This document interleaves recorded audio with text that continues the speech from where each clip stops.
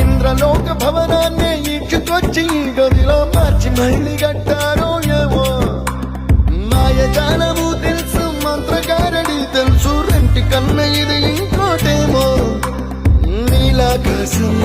నేలాకొస్తే ఇట్టాగే ఉంటాదో ఏమో ఈ సంతోషం దాచాలంటే హృదయాలు ఓ వంద కావాలేమో ఇంత అందంగా ఉంటుందా ఈ లోకం ఇన్నాళ్ళు ఈ మనసుకి తెలియాలే